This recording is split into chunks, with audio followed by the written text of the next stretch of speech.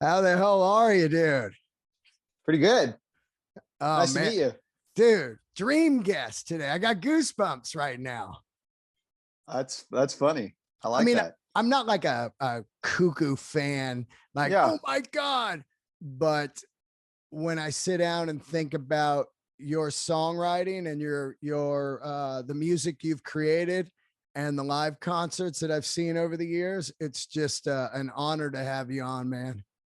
That's very nice. Thank you so much.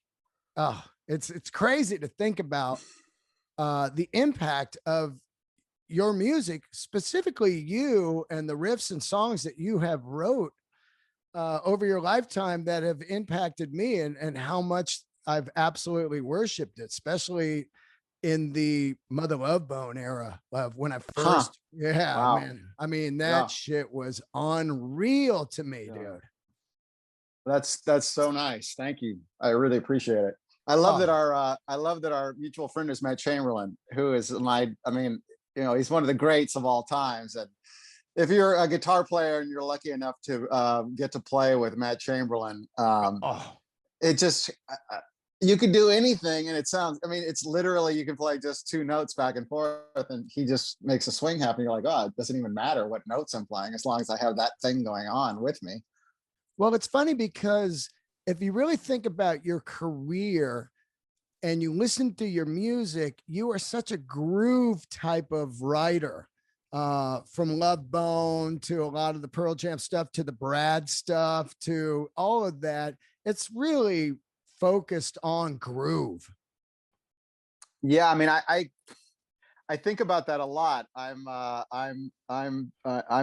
My uniqueness has to do, I think, a lot to do with my own ignorance about music and how I started approaching music from completely like, I think it was from punk rock, and the sort of the idea that anyone can kind of play something, and you just have your own little style and your own method, and there's a way that can turn out good. And I think from the beginning I was just a percussionist on guitar. Really, I found little patterns in percussive parts, and I knew that I didn't need to play a solo or do anything other than just three of these and two of these and then two of these and then three of these, and I just kind of bounce back and forth, and all of a sudden everything else kind of starts to feel good. And I've really honestly I should have gone to music school at some point, because I probably I'm sure that my bandmates would appreciate it, but honestly it's still exactly the same thing. I'm in my apartment above the garage, and just I'll just spend a few hours where I just pick up a guitar and I don't know what I'm playing. I just pick it up and I just get a little thing going, and then I just kind of build it. And so it's always been about arrangements and percussion for me, for sure. We're exactly the same age, born in 66. And were you growing up on a lot of the soul and R&B of the 70s? Like I was into, at the same time I was living UFO and AC/DC, I was listening to Earth, Wind and Fire and Lakeside and that type of stuff.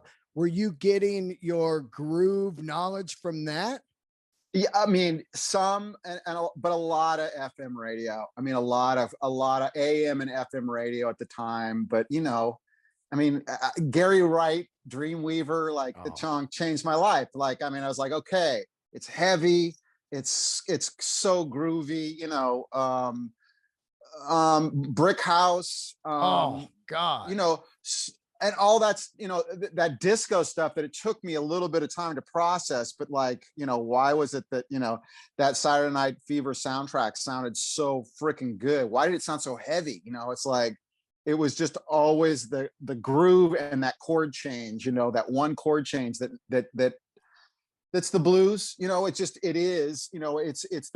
that sustaining, or that sort of tension that you create by hanging in a certain spot and then making a move. And it's still as simple as that for me, is like, and then and always just being like, sort of, I've never been a deep listener. I'm always just like picking up stuff from everywhere. So then it just gets filtered through me and I don't really know what it is. So it's sort of an amalgamation of just like, you know, kind of it all. So I'm not really a student. I just sort of I just kind of get stuff. I'm like a garbage disposal. I just get stuff and I just repurpose it. Your songwriting's incredible, man. It's just nuts to me. The library, the catalog is just crazy of all the music that you have wrote. There never really seems to have been a dry period for you. Were there times where you're just like, I don't have anything anymore? Because you just seem like a riff king. You know, I knock on wood and I feel the same way, but I think if I sit down, even if I'm not inspired, if I just sit down with a guitar for an hour, I'll find something. You know, I'll find something, and usually it's you know, to describe it, it's honestly, it's mostly about subtraction. It's Yeah. like I'll sit down and I'll play something and I'll just go, what if you take that away? What if you take that away? And then you end up getting down to these sort of really primal sort of, you know, things that you know, I just think of it as kind of the fabric of the universe in a sense. It's like, you know, these rhythmic patterns or these sort of phrases or lyrics or, you know, rhythms that, like I said, it's like if you're playing with Matt Chamberlain, it doesn't really matter whether you're playing an A chord or something really complex or whatever. If he's smiling at you and you're smiling at him and you've got a little thing going, if there's a singer there, the singer's going to sound good. If there's a, you know, if there's a not a great horn player there who just does a pop, pop, pop, pop, that's going to sound great. You know, it's like, it's not science, you know, it's not, that's the part about it. I've never been a scientist when it comes to that kind of stuff. It's always been, you know, magic with a K in a sense. It's like, I don't question it. And I relish in it, you know, Do you when it write, happens. do you write on acoustic or electric? Both. Right. And the best time for me to write is like, honestly, if I'm distracted a little bit even, or if I only have 15 minutes sometimes, where it's just, I realize that now that, you know, I used to have a lot of free time. I used to really have a lot of free time, but I've got 4 kids, I'm married, and, you know, it's like life is just busy. I mean, it's like, and there's lots, you know, there's lots to do that don't have anything to do with me, like enjoying my process.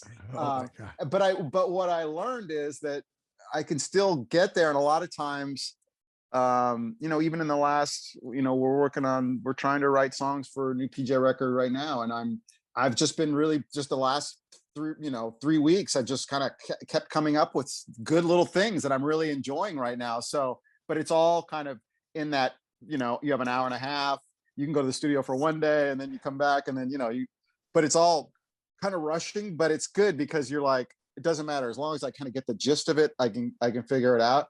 And a lot of times you just getting the gist of it is kind of the most, you know, I think of it as like kind of Rolling Stones or something like that. Rolling Stones, where they're sort of blasé about what they did, and that's part of what made it so nasty sounding and so tough sounding. It's like, you know, the sort of it's just it'll all get stacked up with your friends. You know, Right. in the end it'll sound good. You just have to have your spot, you know, figured out. When Green River's over and you start Mother Love Bone, which I think is one of the most mind-boggling bands that happened in the late 80s. It's just, you know, we know what's out there. The landscape was basically a lot of Motley Crues and Quiet Rides and all that. And then we had GNR and Jane's Addiction, who were like, whoa, what is this? You know, Yeah, thank God. Really radical. But then here comes Love Bone. When you guys are first starting, are you influenced by the LA thing and brewing that in? Because I know Andrew was pretty flamboyant and radical and cool, but was the songwriting rift around that? I mean, the first Motley Crue record was punk rock to me. It was like in that Motorhead, like, you know, Sex Pistols is heavy. It's, you know, at the time, you know, the hair and the makeup was a little bit more sort of gender bending, a little bit more. It wasn't just like this, you know, it hadn't been totally, it felt a little bit exciting in this kind of the Bowie sort of way that was just like, wow, it's like, you can be a freak, you know, it's like, so Yeah, we were absorbing that, and bands like the Cult, who were like, they made that record with Rick Rubin, which was just like, holy crap. It's like they were this 80s kind of, Goth romantic, band. yeah, goth band from And then here England. All of a comes sudden the and then they electric. mixed this, yeah, then they did this kind of, shift, and it felt great. It's like, I want to shift, I want to try, I want to mix stuff together. I mean, that was the exciting thing about the 80s, is like, all bets are off. It's like, it's going to be dance, or it could be, glam, or it could be funk, or it could be heavy metal. And so, we were absorbing that. But it's, it's Andy Wood as an artist that kind of, that gave that band that, that spirit. I mean, I'm still in awe of his, the gravity of his persona. And even to this day, Regan Hagar, who was in Malfunction with Andy, and who's my partner at Loose Groove now, and we've been friends and working on art and influential. But I mean, to this day, we're still unpacking, our relationship with Andy, and his impact in terms of his artistry, his joy, and his love of all different kinds of music. Just, absolutely Freddie Mercury, Prince, all these like way out flamboyant stars, but also into punk rock, also into, I mean, all of it. And it was just such an eye-opening thing for me to experience people that loved all kinds of music. And I've never recovered, I'm still in that feeling of like, how do you take a little from, like, how do you just like listen to stuff and then just sort of anything goes? What's a bridge that sounds like it's from another era, or, or something that just happens that you're like, oh, that's different. Why is it different? What's good about it? His vocals and lyrics were unreal, and Yeah. And it really gave that record so much depth, like Bone China. That Yeah. kind of stuff was just Yeah. so like, wow, this guy looks kind of David Lee Rothy. Yeah. He's got furry jackets on. I saw you Yeah. guys at the Cactus Yeah. Club, San Jose.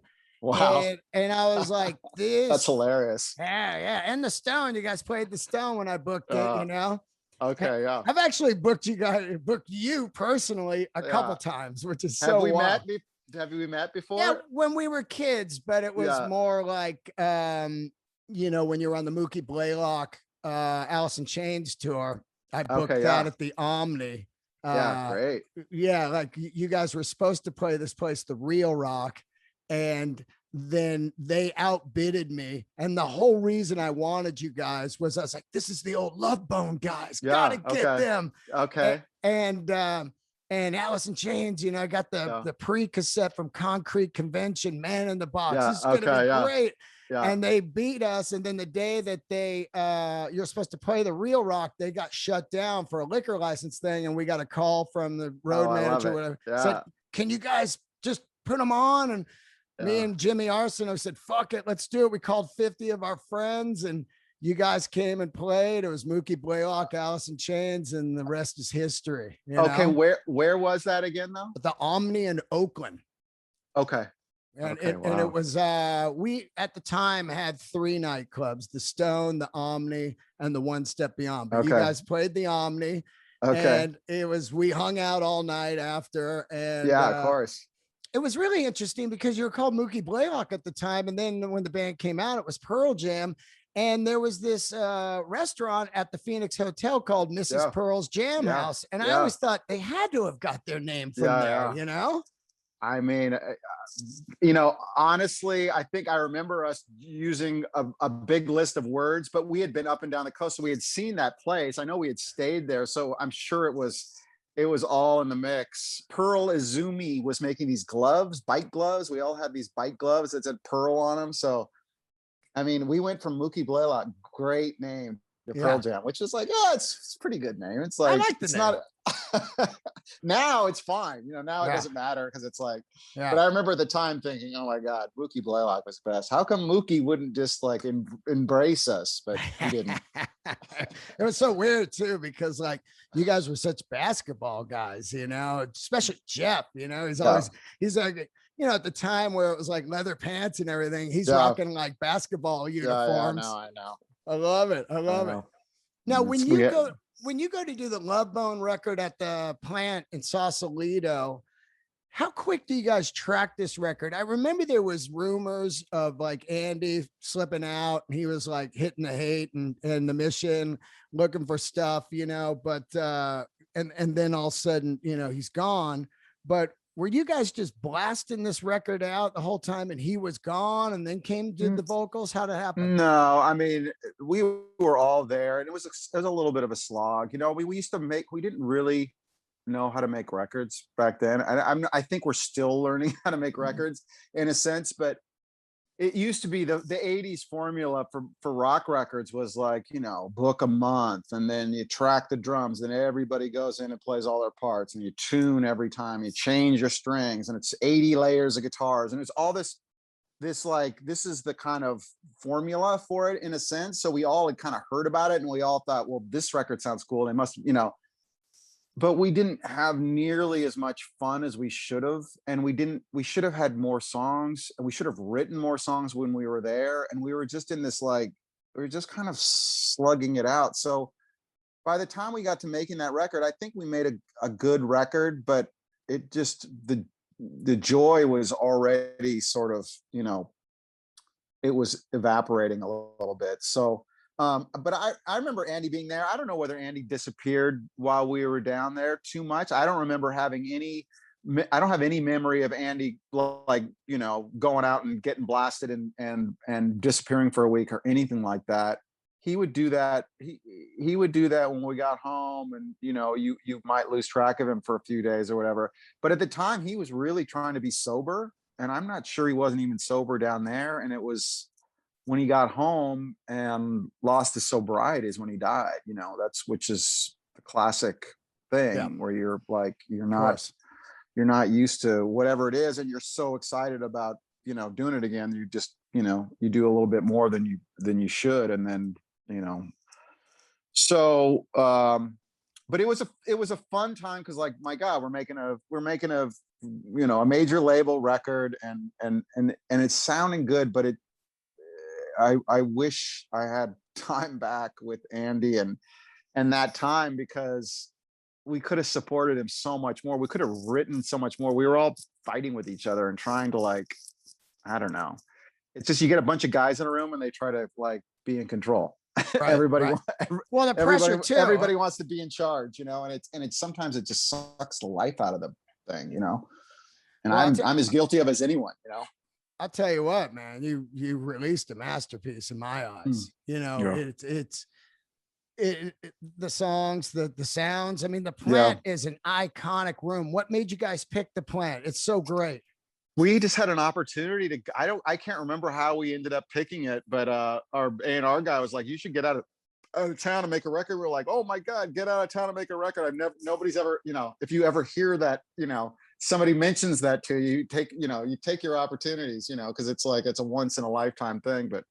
And I think Whitney Houston had just been there recording. So we were like, wow, this is an actual studio, and you go there and they say, do you guys want lunch? And you say things like, oh, what? Somebody's ringing.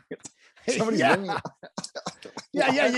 You got like runners, Yeah, like crazy. It's like all of a sudden, it was starting to get more real, and it was a fun time. We had the earthquake. It was like, the walls were fucking warping, and so that's right, during the *89 earthquake, the one during the World Series. We were there. That was when we were recording the record. So, but I have, the era of Mother Love Bone, when we first started out, we wrote most of those songs in that, that first year. And that was a time where it was still like, it was still wide open. We didn't know what it was.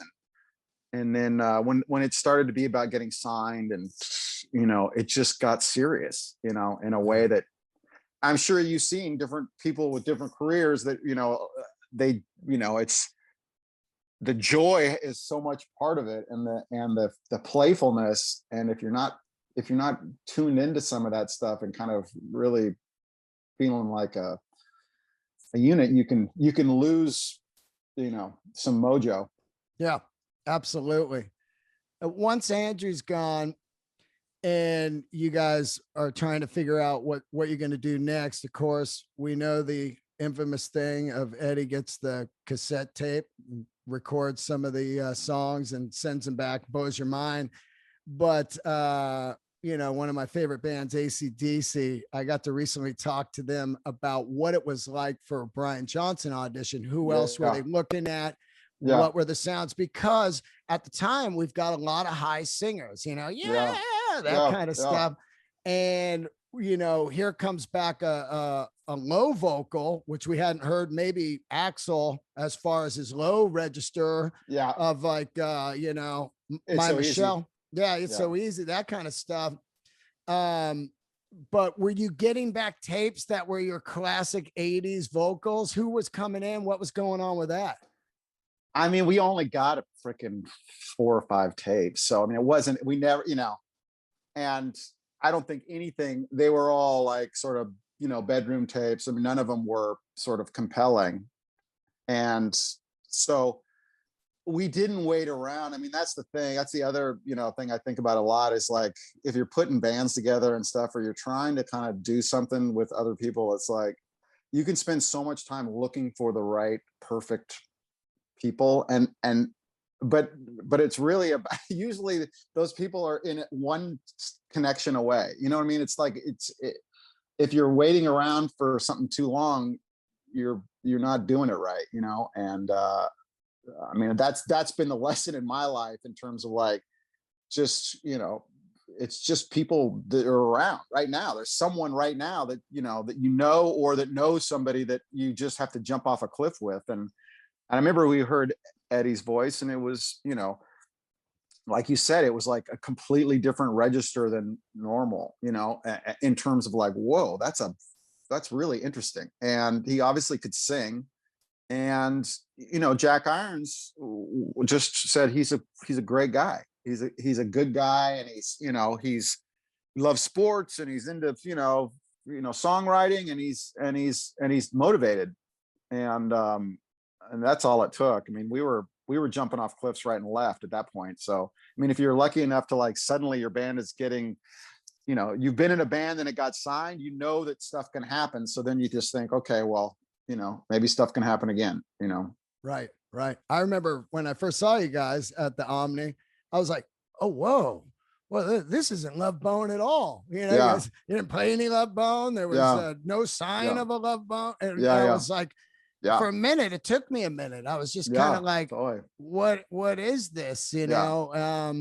And then, Release Me was like really the song that grabbed me. It's always the ballads from all the bands that you've been in that crush me. Yeah. And that was when I was like, oh, I get it, But by the time, No, I was just going to say the ballads, I mean, they just tend to be a simple delivery system. It's like there's less everybody doing something. And so there's more room for a singer to kind of like find his spot, and I think, we've certainly been too busy in our past, but it's like songs like Bone China and Release that are it's kind of one riff, or maybe one riff and a little change, and then the singer can really just Buttercup is the massive display of that. Yeah, right. Simple. I think you actually have recorded one of the greatest records of the 90s, which would be Versus. I think it's one of the greatest records to me that I've ever heard sonically, and coming off such a massive debut, almost like an Appetite type of thing, where they're just like, oh, what are we going to do? And you go up to the site, which I've been to, which is a great studio. Talk Is Cheap was done there. And a masterpiece record. Yeah. And you go up there and you start to work on Verses. Let's dig into that a little bit. I mean, that's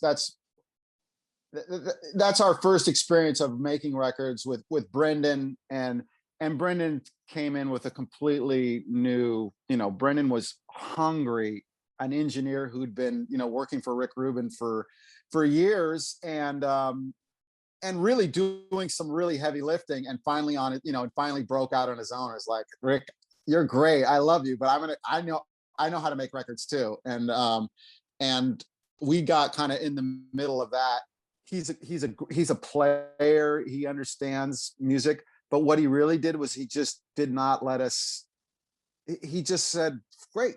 He said, go, he was just like, it's just go. He recorded stuff and he got it sounding good, and it was quick, and we didn't spend a lot of time on, a lot of rehearsals or anything. He just kind of let us be us, and he recorded it. And I, at the time I felt like I was kind of like, I was finding I was finding a path, I thought, in Pearl Jam that felt more natural to me than 10. I mean, I think 10, people love that record, and there's a lot of good things about it, but I was, we were getting better, and yeah, I mean, there's some good ones on that one for sure. Oh my God. There's some good ones. Is Yeah. Putting it lightly, man. That thing is insane. When you guys were up there, man, it had to just be insane pressure, right? I mean, it's like you're coming off 10 and you're the biggest band in the world all of a sudden. And it does kind of seem to change Eddie a little bit. If you look at the early interviews of him, he's very playful and almost kind of goofy and fun. And then by then he becomes a whole nother animal. Yeah. And I don't think at the time we were recording that record, we thought about ourselves as being, I think we thought we had sold a lot of records, but I don't think it had registered in terms of the sort of bigness. But I remember I remember that place is beautiful. And for me personally, having gone through the Green River and Mother Love Bone and all of that, to me, I was probably feeling, more confident and a little bit more relaxed, and a little bit more like, okay, I've got it a little bit more figured out. I think for Ed, it was a completely different experience, in terms of the psychology of him not being able to kind of walk around without people like coming up to him or whatever. It was a big, huge shift for him. But again, I think the biggest factor is Brendan O'Brien in that equation, and Dave Abruzzese, playing great drums on that record, and me and him having a pretty good rapport in terms of just kind of getting some grooves going that were feeling pretty nasty and feeling good. So it was a good record for sure. Oh man, stuff like Rear View Mirror. It's just like this steady punch on the gas, just going. It's like this saga that's just taking you for this ride, Yeah.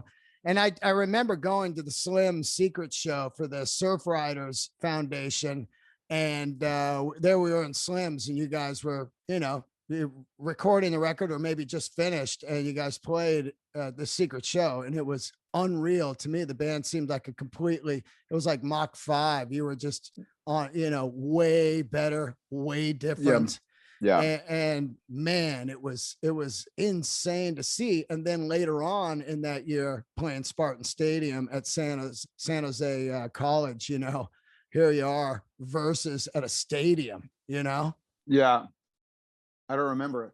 Yeah. Oh, I'm glad you don't actually, but it, to me, just to see the trajectory of this band and not blowing apart, definitely almost kind of a Doors scenario. You got this guy that can't go anywhere, almost Jerry Garcia, Jim Morrison thing, where they can't go anywhere. And then the other guys are dealing with it also, which is so much craziness, Yeah.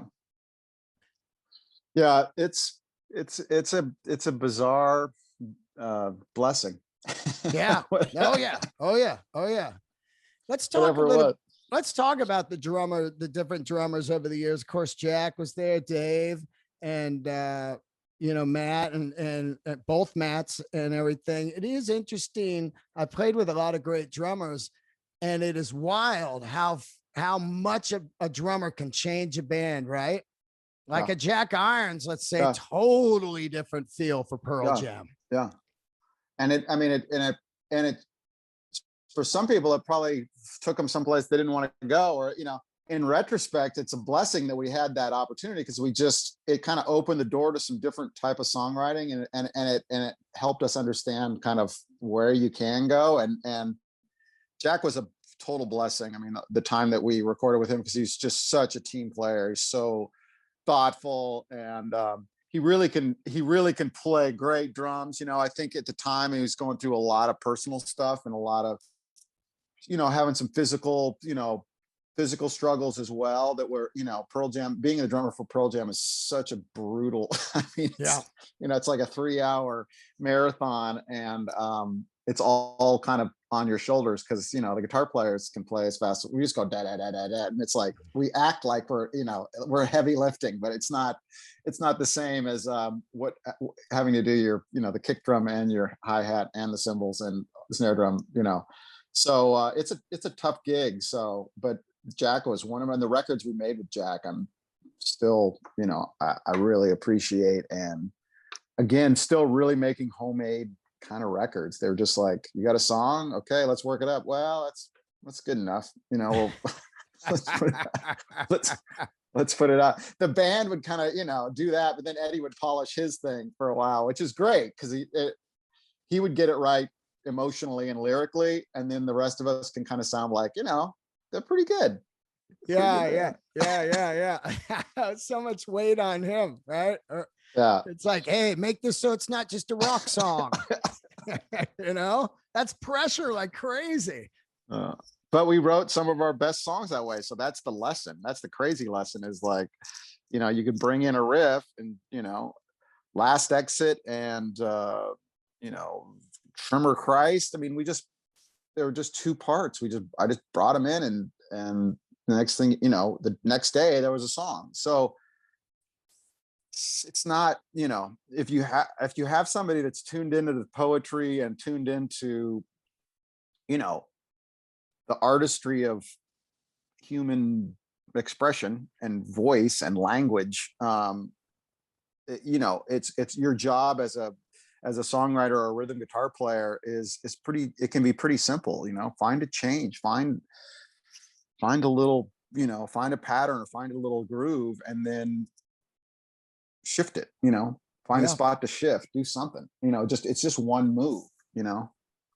Well, I definitely call you the secret weapon of any band you're in. It's just crazy. Like it's unreal. Like, all of your catalog, like I've said over and over. I mean, when I got Brad, I met Sean somewhere, and we loved Prince. We talked for hours. Yeah. And we did some gigs together, Satchel and my band.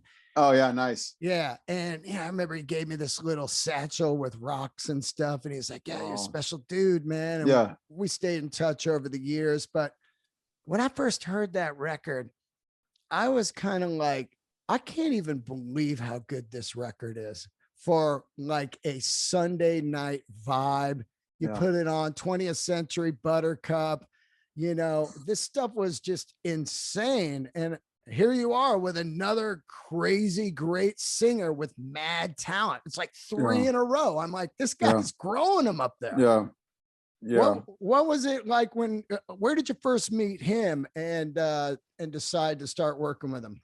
It's all, Regan Hagar and him working at Tower Records together. And, Regan he's my, spirit animal. I mean, or I'm his spirit animal. I'm not sure which way it goes, but I mean, honestly, he really loves art in a way that I can only, emulate. And he loved, he was the one that was connecting with Andy, and they were doing the punk rock and the Kiss and all of that way before I even was, picking up anything, so it really, he taught me a lot. But him and Regan working together at Tower Records, and Regan's always starting new things, and just unlikely kid from Bakersfield's working up there, and he gave me they talking about music, and then he gave me a tape, and he's into soul music, and but he wants to, and so that's exactly the kind of thing that would cue us,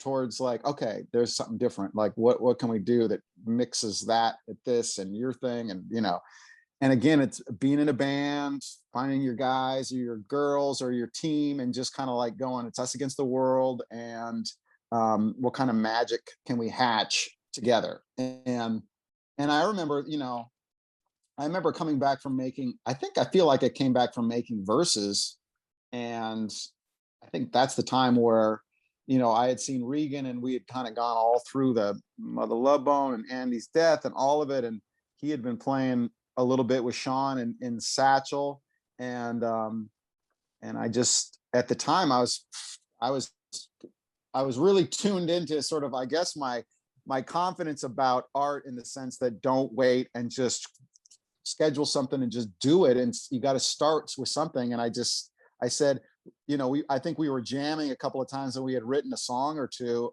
and I just said, we should make a record. We'll just, and we didn't have a bass player. And my friend Alex Rosenast, who's the guy that ran Rock Candy, and I used to go out and drink a lot of beer with him, and he's a friend of mine. And I'd asked him, I said, any bass players? And he said, my friend Jeremy Toback's bass player, he's in Los Angeles. I said, well, great, we'll just have him come up, and we're going to make a record. We never heard him play or anything. And it was that sort of like, wow, that's just totally winging it. So we rehearsed for a week, and we went in the studio, and we had, smoked a lot of pot, just kind of like, you got to be good at identifying what you want to do. When something good happens, you got to be able to quickly kind of go, okay, tape it, get that, and then set it. You got to be able to document at least rudimentary, like otherwise it's just a jam session, and you don't want just a jam set. You got to get like the bits and pieces, so you have something in the studio to kind of like, to build on. But all of us were in that, sort of writing in a group sort of mode, and for whatever reason, I was able to kind of do this sort of shadow world of Pearl Jam. It's like Pearl Jam is this, and then what if I was on the other side of it? Like, what if I was, I don't know where it came from, but just, again, subtraction, or just, swinging things in a way that is different than I would have done it in Pearl Jam. So it had that thing, but it feels like such an authentic soul rock record to me. It doesn't feel like, oh, here's some guys trying to do soul rock. It just feels super organic and real as hell. It's like, this is incredible, this record. Well, turns out Jeremy Toback's a freaking great bass player, so we lucked out there. And he really could make it bounce a little bit in a way that was just like great. It's funny, but and Brad has made good records since then, and we're still digesting kind of what it was. But that first one is special because of the way we shared and the way we didn't have a plan, and everything else started to kind of like, oh, I'm going to bring in some songs, or he's got some songs, or he's kind of writing more extravagantly now, and so we kind of lost that sort of sandbox, some of that sandbox playfulness, where it's like, you got three things: you got a bucket and a shovel and a stick, and that's all you get. It's like, and sometimes if you only have three things, that's that can really be the it can break it down to its most rudimentary, particularly for singers, particularly when you only have a few moving parts, or stuff's kept simple. I was always wondering, once the Pearl Jam explodes, now you're like a full-blown touring musician. A lot of times that people don't realize, you're like, holy shit, man, my hands hurt, my back's hurting, my ears are fried. Once you're out onto the run and there's no slowing down, were you getting pretty fried out there? I probably was, I think, I'm sure I was getting fried, but I've always been so kind of driven in a sense. I think I just wasn't tuned into what I was feeling, and I was just going, so I don't remember ever coming home, and I don't remember, you know, the Bon Jovi on the plane, the sort of Yeah, they're yeah, they're yeah. all worn out, you know, Yeah, yeah. that Or yeah. Wherever I May Roam, Yeah, Metallica. yeah, yeah, Just like, yeah, right. oh. Yeah, yeah. It's a romantic thing. You know, there's times where you're exhausted, but it's like if you have a good night's sleep and you don't stay up all that night drinking, then Yeah. you should be fine, you know. So, but yeah, no, it wasn't too much. It wasn't like working fucking 10 hours a day on a construction site, you know. Yeah, yeah. Not even close, you Right. know. Yeah, right. Yeah. So What about that that Sunburst Les Paul? Let's get a little story on that. That seemed to be your main ride for years, right? yeah, I think I broke that down in Australia. Oh shit. Yeah. Oh. I was having a consistently bad I I finally got a wireless so I wouldn't get tangled up in my cords, which I'm now not using anymore. But and my wireless pack had gone out for like the third show in a row, and I finally smashed the guitar. Mike McCready smashed the guitars all the time. He was like, man, Yeah. he'll smash a guitar. I never smashed them. It's kind of like I don't have any tattoos either, but I did smash one, and that was one that went. So it's a little. I would like to have that one back, but Damn. all right. What was that? Like a 70s Les Paul? Something like that. I don't think it was. Yeah. I think it was. It like looked like 70s Les Paul. 70s to me. Yeah. Yeah. It was decent. It wasn't. It didn't. Yeah, I'm not a crazy guitar, you know, freak as far as I have some good ones, but some of them are just these less, you know, these Gibson reissues that are just great. I mean, they're just like they play great. So and then McCready's got some insane ones. Oh the Mike McCready model reissue is like one of my favorite guitars. Oh, I want that Strat so bad. Oh yeah, the 60 Strat. Oh, yeah. Bring that on, man. I love McCready because I think he's like one, you know, the two of you guys are just so underrated. It makes me angry sometimes. I mean, it's kind of, no. It's better. It is better. It is better because you can walk down the street. I get it. But, you know, well, or just, I mean, you know, Mike McCready's a good player. I'm a decent player, but you know, there's so many good guitar players out there. It's crazy. I mean, if you look at YouTube, you can see freaking 8-year-old kids playing the shit out of freaking Beethoven and stuff like that. It's like, that's not what we do. It's yeah, like, I get that. We just kind of. I'm talking about a 2-guitar team, man. A Malcolm Angus, a McCready, Gossard. You know, I'm talking about dudes that play off each other, and you just don't. You're so good that you don't even notice it. That is when you are great. You're like, oh my god, these guys are killer. I mean, I remember when I saw Temple of the Dog at the Rip Party. Okay. Yeah. Remember that? Yeah. It was like the second time you guys ever did it. It was like, we're going to do Temple of the Dog. Yeah. And I watched McCready play that solo on Reach Down. Yeah. And I was like, well, dude, you can't see right now, but I just got goosebumps again. Yeah. I was there 2 feet away. And I was like, I can't even believe how good this guy is, you know? Yeah. And those last Temple shows, those are some of the greatest shows I've ever seen in my life. The Achilles Last Stand, which is my favorite Zeppelin song of all time, it's like it's got to be one of the hardest songs ever to play. Yeah, and you guys destroyed that. What was the decision on that? Was that Chris? Like, let's do this? I don't think it was Chris. I think it might have been me. I think that I mean, he was so open to anything. I mean, that was such a fun tour, and it is such a joy. I mean, to practice for that and to try to get good for it, and like, you know, I mean, it was such a. We were all so excited because of him and his like crazy talent, and us making that record with him, and it being such a good record, and us again rehearse for fucking 1 week and go in and make one of the great records of our entire career. You know why? Well, because you have an incredible singer-songwriter in Chris Cornell who knows how to do it, and he knows how to let you be kind of you. And you have Matt Cameron, who's fucking needs one drum take to like, and him playing it. And so both of those guys at the peak height, you know, the peak of their powers, and inviting us to be kind of part of the process. And we brought something that was special to those guys, you know, because Soundgarden was they were pretty rigid, and we have a little bit of smear that we brought in that was just like a little of that stonesiness, or that sort of, you know, sort of a little bit more bluesiness that ended up being such a nice touch to that, you know, to that record. So man, it's still one of the highlights of my life for sure. That thing's a masterpiece. I mean, Reach Down, you know, was that done in like one take or a couple takes? I mean, because it's got such a feel. And then when it drops down and it's just the vocal there and everything, it's just beautiful, man.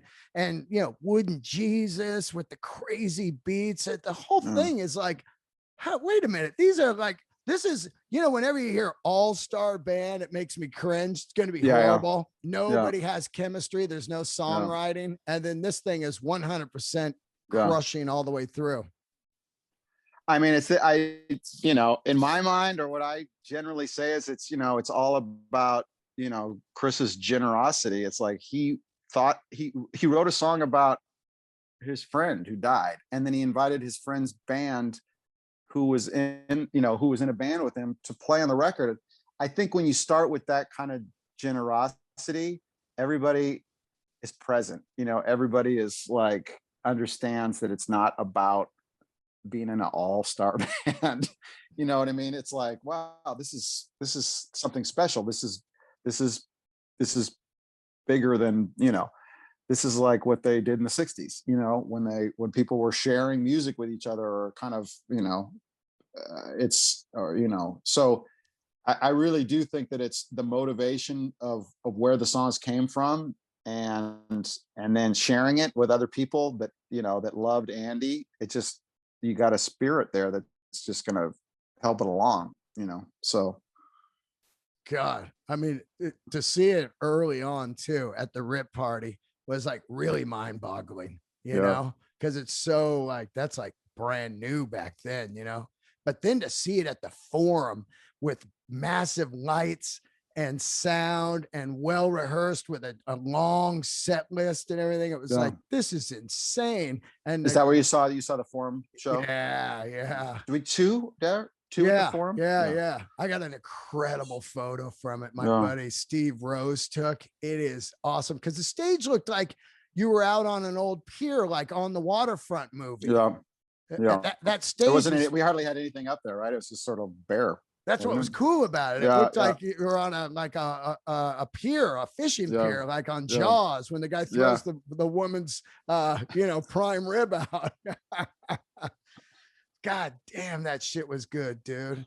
Now, I wanted to talk to you. I'm going to call you whenever I have any sort of depression, or I'm feeling kind of low. Do you mind if I just call you? Because, you know, you're really, I mean.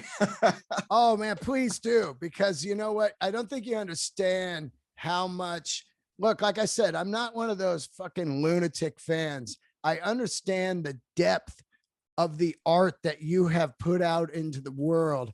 And when Matt said that he might be able to get you on, I was losing my mind, because I was thinking about it, especially last night. I was laying in bed like, okay, I mean, I got a million things here. They're just all jotted down, but I was there. So as I talk to you, it fires up these great memories for me too, you know, just like, oh my God, this show and that show and these guys and those songs.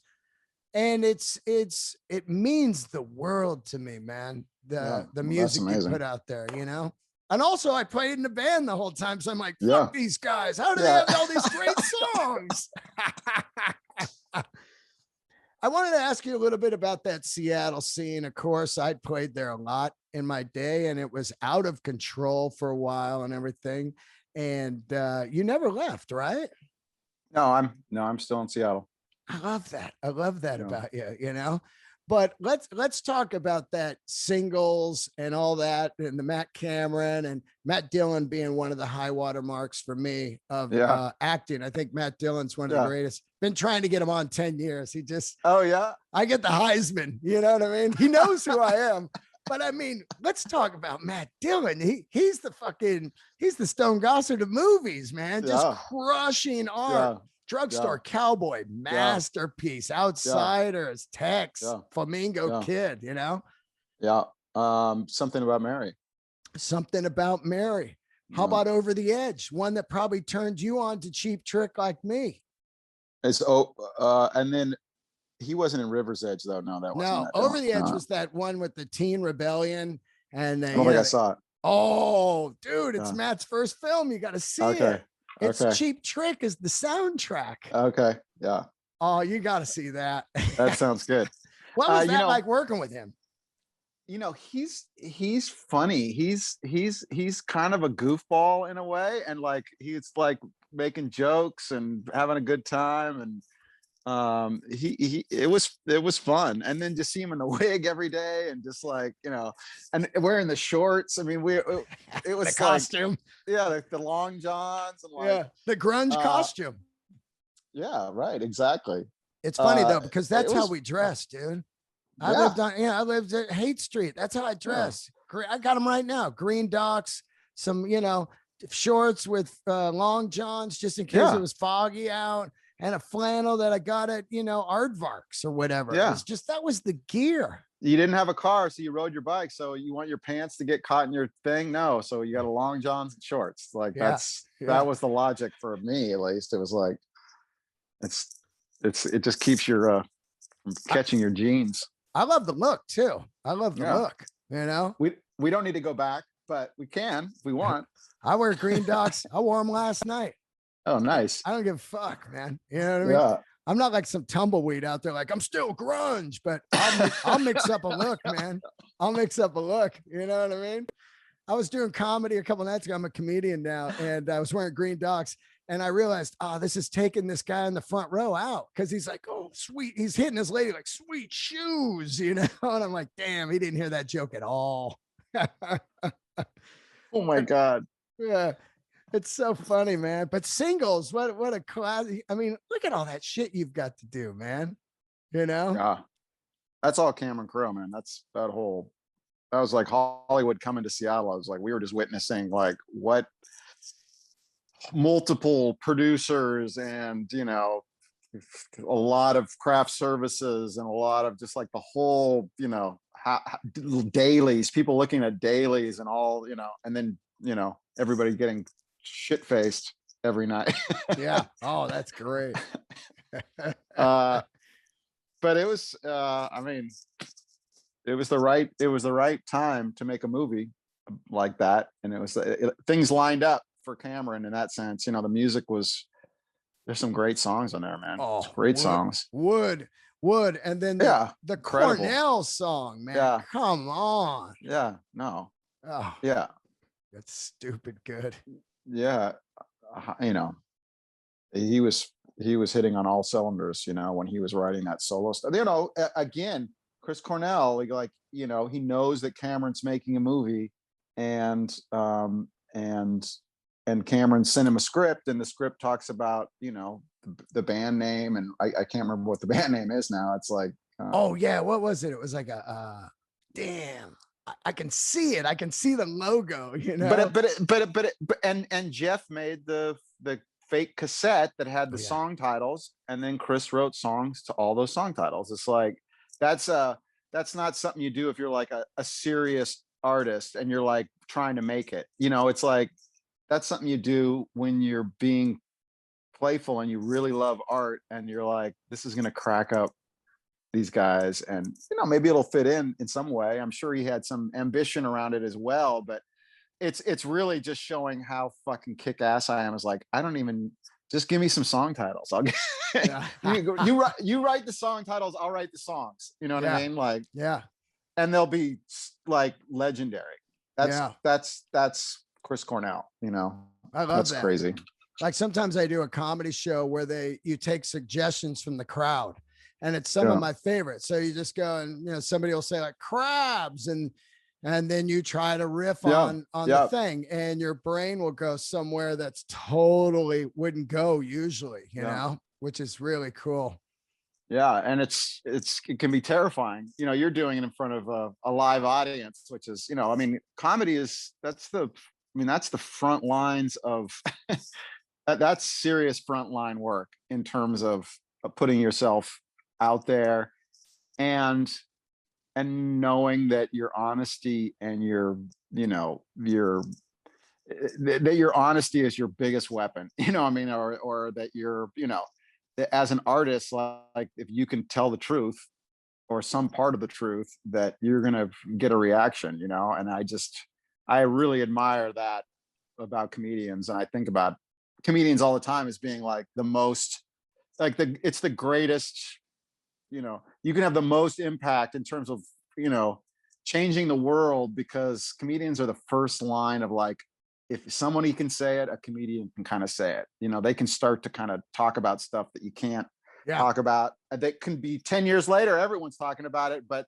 you know, the canary in the coal mine is the comedian that can kind of just figure out how to articulate something that's on everyone's mind that you can't talk about yet. So I'm impressed with people that can get up there and do that. That's just an incredible skill.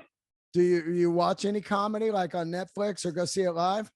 You know, it's been a while. I have to say, having 4 kids, I'm just not. I don't watch. I mean, I haven't seen. You know,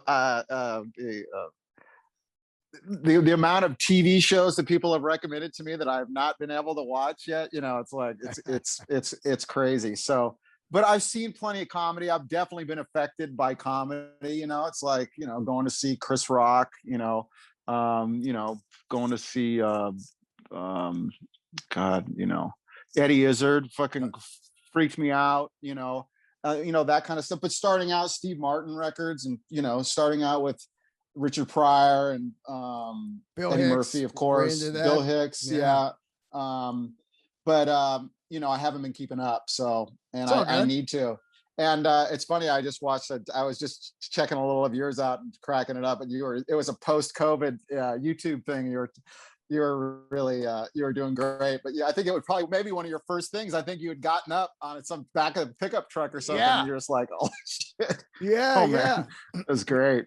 Yeah, that's like one of the first shows I did. It was in the back of a truck in Eagle Rock, you know, which is a cool hipster neighborhood that I love. Yeah. And the crowd was there, and they were ready. They were ready to laugh. And, you know, I was talking about people eating in Denny's parking lots, you know? Yeah.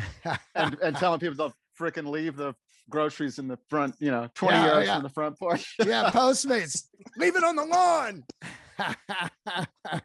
Which we're all still recovering from, honestly. It's like our level of social interaction is so stilted at this point. I wanted to talk to you about that because it was horrific what has happened. Of course, a lot of lives have been lost, and it's the most insane thing I've ever seen in my lifetime, in your lifetime also, because you're the same age. But also another thing that was that killed was some great records, and the Strokes record and your guys' record, I think, are two of the best records I've heard in a good 10 years. I was really, really blown away by your new record, and especially the single, the Clairvoyant one, you know, that Talking Heads feel to it. Yeah. I was so fired up that Pearl Jam sounded like that. I mean, beyond. When it came on, I heard it on like Sirius XM or something. It was like, hey, new Pearl Jam. And it came on, and I was like, I remember I called my buddy and I go, oh man, you got to hear the new Pearl Jam. It is smoking. And man, it just disappeared, you know? Yeah. And it's fine. I mean, you know, people have said, you know, talked to me about it. It's like, oh, are you disappointed that, you know, the record, you know, didn't do as well as you wanted it to, or you put all that work into it? It's like, we've had so much success, and those songs are there. They're never going anywhere, and they're going to have a chance to have a life in our live sets, and we're going to be excited to play them. And we're planning new records, and there's no, I don't think anyone is like, oh my God, I'm so disappointed. You know, I think everybody's like, it's just the way life goes. I hear you. I hear you. The I'm most just, unexpected, crazy, unexpected thing, literally anything goes at this point, given that we just went through a pandemic and that they came up with a freaking vaccine in 16 months, which is crazy. yeah, I mean, it's just like, oh, there's 5 of them. Oh, and it actually works. And, so there's one for science right there. That's, cheers. that's great. Absolutely. But then like just 2 days ago there, Harry Reid's on the radio saying, oh yeah, by the way, it's official, there is UFOs, and Yeah. and it's, yeah, and then that's now old news. And then Yeah. somehow it's like that's been announced. The government has now officially announced that there's UFOs, and we've seen the footage now, and so And no one goes. cares. I'm doing a bit about it right now. It's like, this should make the conspiracy theorist people shut the fuck up. They've been ruining parties for years. They trap you in the corner. They get a bump of cocaine, and they're like, dude, you don't understand. The government, they shot Kennedy, and they got UFOs, and they're hiding it all. And it's like, well, yeah, they just told us all that, and no one cared. So just go away. You know what I mean? No, you're ruining parties for years, or concerts, like, actually, 5G created COVID. T-Mobile's to blame. It's like, no one cares. No one cares. It's crazy, right, Stone? It's like, dude, they said there's UFOs on 60 Minutes. The next day, not one fucking thing. I was at Trader Joe's and people were cutting in line. They didn't even, there was no fear or nothing. Yeah. So it's not really changing us, and we're going to, and honestly, I think if the UFOs have really been around for kind of 40, 50 years, and they haven't destroyed us yet, I think they're pretty great so far. I mean, they're doing way better than we would have ever done had we discovered. Yeah. And they probably paid for music too. You know what I mean? Before we get out of here, first of all, man, I would love to meet you one day, face to face. Yeah, absolutely. And come see a show anytime. Oh God. And I've been in Seattle a lot, the Paramount and the Seattle has some of the greatest venues in America, the Moore and the Paramount, and even the clubs that were happening back in the day, the the Alligator or whatever it was, the Crocodile. And that other one downtown that I forget the name every fucking episode I talk about Seattle. Showbox, probably. Showbox, there it is. Yeah. I just had Jeff Tate on from Queensryche. And, nice. Yeah, changed my life.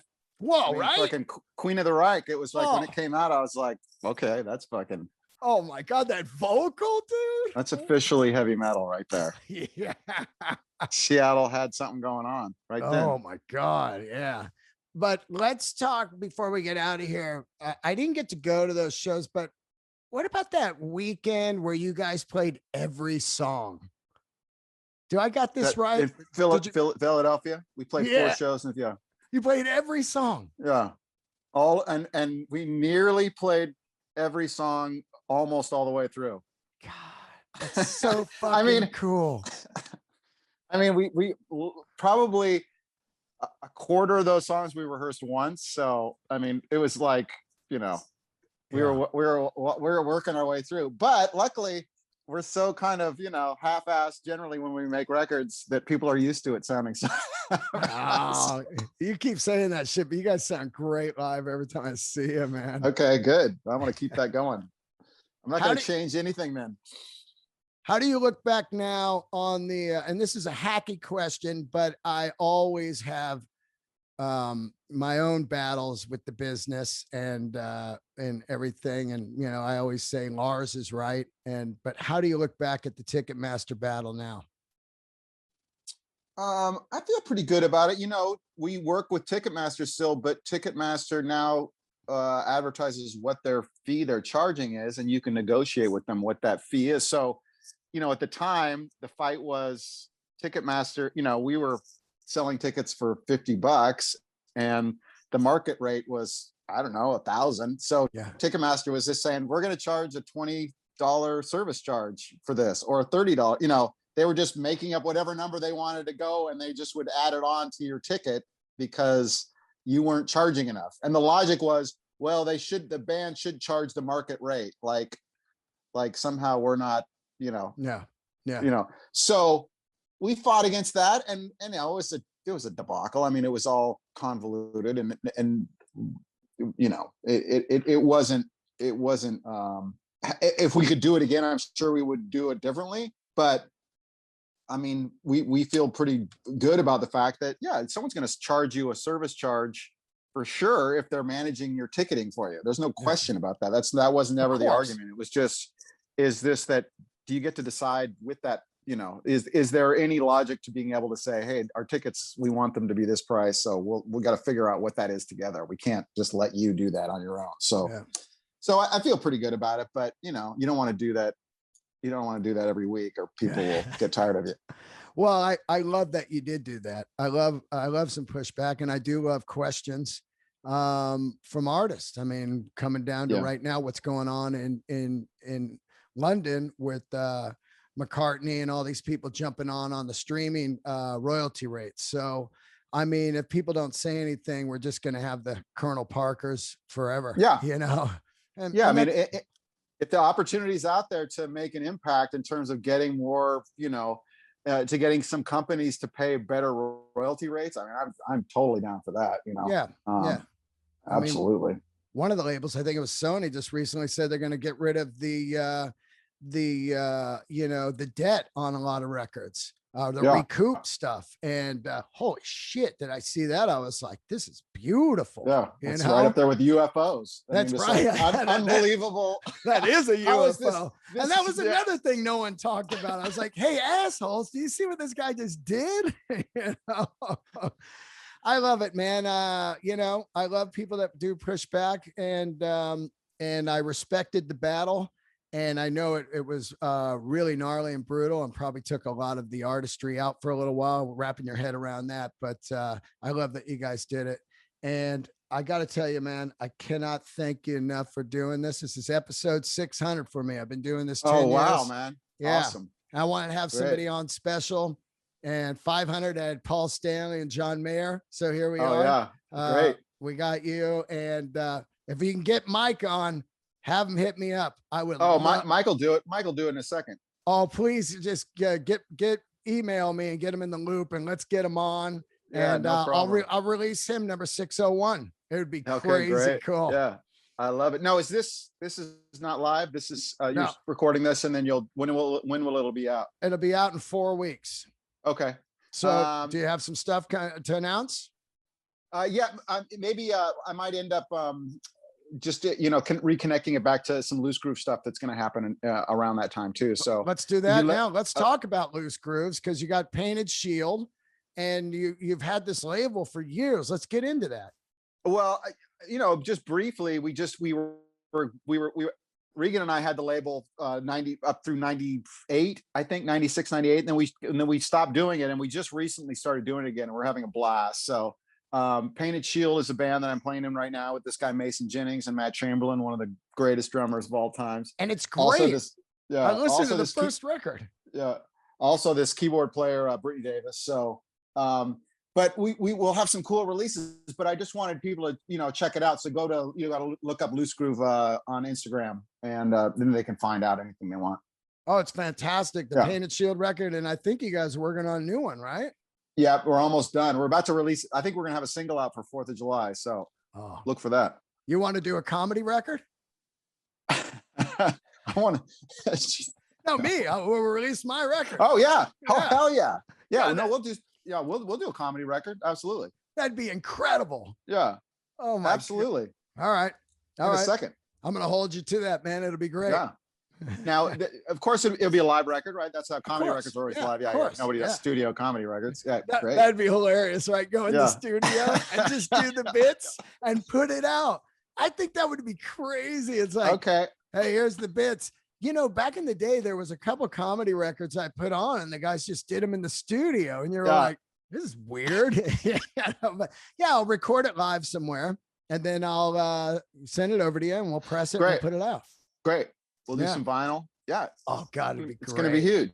That's kind of like I love it. That'd be a dream come true on the same label as Brad. Yeah, perfect. Dean, we're in 100%. So, okay. All right. I love you. All right.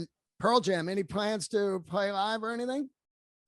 Yeah, we got this shows coming up, Ohana Festival, Ed's Fest festival down in San Diego. That's when is that's that? in I'm going to September. that. Oh, I'm going to go to that. Yeah. So that's the one to go see. And I think we're going to do the See Here Now festival. I think that's been announced, but maybe not. And by the time this airs, it'll be announced. So See Here Now is Jersey Shore festival, Cool. outdoor. So we're going to play a couple outdoor things and kind of see where it's at, you know. Lost your screen. Yeah. Oh, sorry about that. It's all good. Anyway, That'll be great. Yep. My favorite Dean, thing. Yeah. Go ahead. My favorite. I was thing just gonna say. Yeah. I'm still jacked up. I got still Gossard. My favorite thing you guys do is, man, once in a while you'll open up with release, and it's so genius. It's like, here you go. Yeah, real quiet. God, I love being quiet to start out with. We're gonna get loud. It's gonna get loud. Yeah. You know, like they say. Yeah. I like to start out soft. That's wonderful. Right, it's been really nice getting to know you, and I look forward to chatting with you soon. I'll hit Mike McCready up and let him know you're thinking about him. Oh God, I can't wait. Thank you so much, man. All right, Dean. Wow, you are the best. Talk to you soon. Thank you.